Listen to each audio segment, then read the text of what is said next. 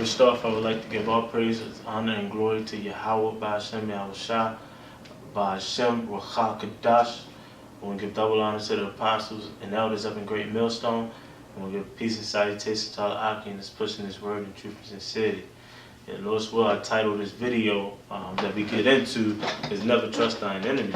You know, because we go into these workplaces, you know, as we go out and battle the spirits, you know, weekly, you know, when brothers not at camp, you know, mainly, you know, I don't know for most brothers, but, you know, mainly for myself, you're around the enemy more times than not, you know, and the more and more you around them, the more and more you get comfortable, you know, and it's important in the spirit that you remember the scripture that I'm going to read and start off with, is to never trust thine enemy. And this is Sirach 12:10, I believe. And it reads, slap me 1 second. This is Sirach 12:10, and it reads, never trust thine enemy, for like as iron rusted, so is his wickedness. Right. You're never supposed to trust your enemy, like I was getting into. And I'm going to read some more. It says, though he humble himself and go crouching, yet take good heed and beware of him. You know, though he humble himself and go crouching, like go under, as if he's not showing whom he really is or how he really feel. You know, because just as racism is on one side, is on both sides, really. You know, you have your so-called Edomites that's down with the so-called cause, you know, wanting everybody, or they want to appear that, you know, they wish it was equal rights or whatever the case may be. But the truth is, they don't really feel you. You know, they're not feeling you. Why? Because the scriptures say back in Genesis is when Jacob and Esau were wrestling in the womb. It says 2 manner of people were in the womb. You know, so ultimately we would never be able to feel what another nation feel like. And when I say enemy, obviously we're talking about Esau, but it includes the other nations too, because the other nations get down with the system of the wicked, which is ultimately designed to destroy the Israelite. You know, reading on, read verse 11 again. It says, though he humble himself and go crouching, yet take good heed and beware of him, and thou shalt be unto him as if thou hast wiped a looking glass, and thou shalt know that his rust have been altogether wiped away.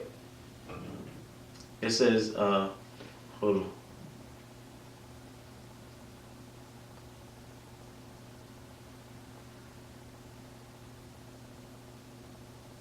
Right, well, pretty much you'll just understand, you'll clearly see who he is, you know, by taking that heed. Verse 12, it says, set him not by thee, lest when he have overthrown thee, he stand up in thy place. Right, it says, set him not by thee, you know, and, you know, for fear when he have overthrown thee, you know, don't let him in, you know, don't let him know who you truly are. You know, don't let him sift his way into your trust. You know, that's why the Lord's will in this video, you know, go through. The video will be called Never Trust Thine Enemy. You know, and now the scriptures do say, if at all possible, be at peace with all men.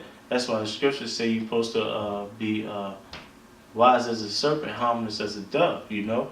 You're supposed to know how to maneuver your way through this thing, you know, but you're not supposed to trust him. You're supposed to keep your P's and Q's on him at all times, you know, or if you don't, then he will overthrow thee.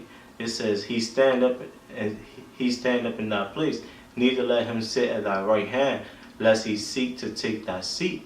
Right, you gotta understand that they will cut you down to get over at any time, no matter how trustworthy they seem to be, you know, and that's at anything. You know, you never want them to know what's going on with you. You always, I did a video on discretion. Discretion is key, man. Discretion is key. You gotta know how to play the serpent. You know. It says, "Lest he take thy seat, and thou at the last remember my words and be pricked therewith." Yeah. Once it happened to you, you're gonna remember the words of the Most High that said, let him not sit at thy right hand, or he'll gonna overthrow you. When you see yourself under and he over you, like he scapegoated you, you gonna remember that scripture.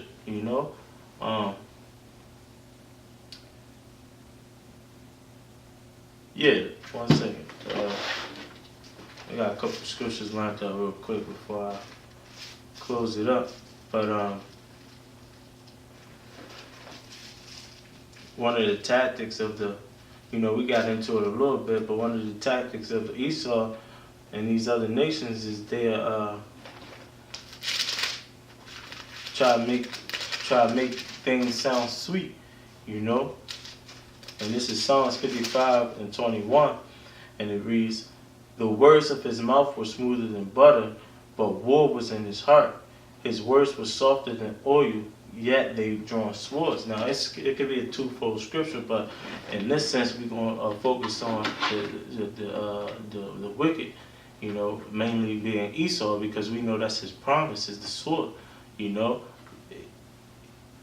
Ultimately, he gonna be looking to take you down if you trust him, man. You always gotta be aware of that Edomite that even seem cool. You be like, damn, he might be a Jake, all that shit, man. If they down with this system, if they not out there sighing and crying, don't trust them, especially if he don't look like you. Now, you got brothers in the camp, you got brothers in the truth that get that appear to be of another nation, but we know their spirit.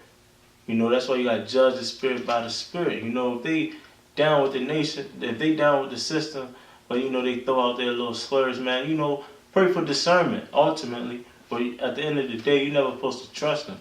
You're only supposed to trust the brotherhood, man. To keep it always straight. Because at the end of the day, if you're not down with your how about Shem Al Shai and it's true, then you with the system. Hey, that's that's the spirit, because even we're not supposed to trust our own people, because they are like their father, the devil. If they not down with your how about Shem Al Shai, they not down with the truth, then they're an enemy. In Psalms, the scriptures say, "Don't I hate them that hate you, O Lord?" These are our enemies, and we have to know how to identify them. If they not sighing and crying for all the abominations that be done in the midst, then they are our enemy.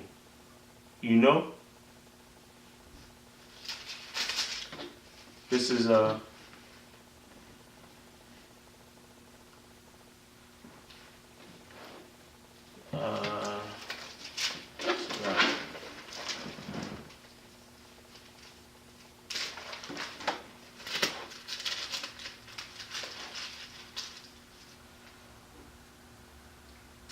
This is Proverbs 26:25.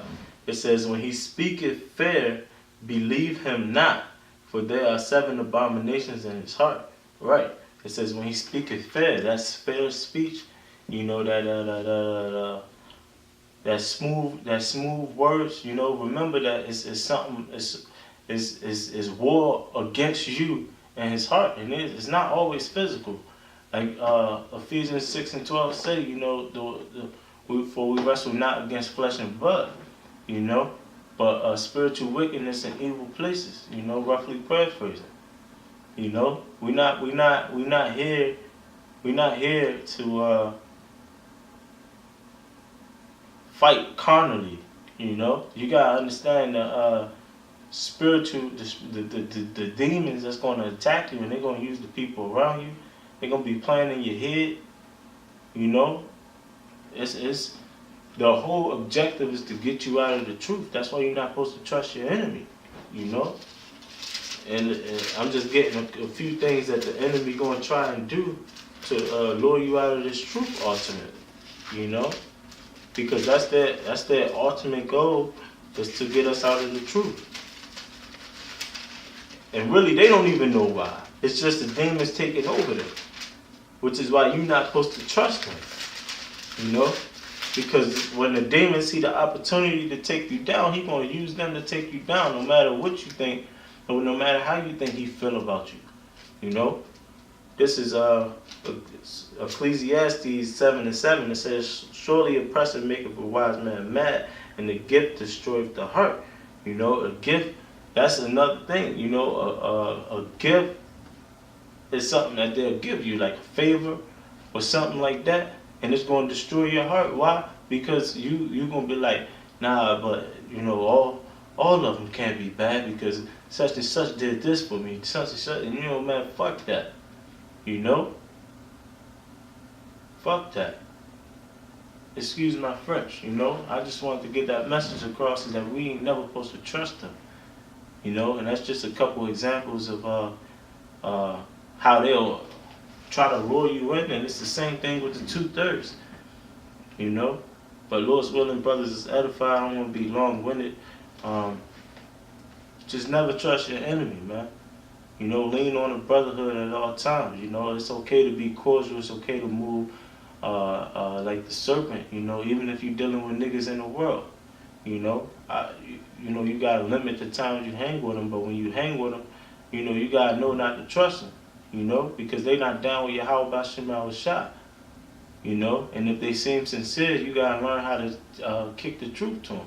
And if they not feeling it, then they not one of us. You know, because ultimately we're looking for our brothers that we were with once before. You know, so we can all get up out of this thing together. You know, the Most High took our memory, and he took everything in terms of remembering everything from us. Now we're slowly getting it back. So as we get it back, we gotta find each other.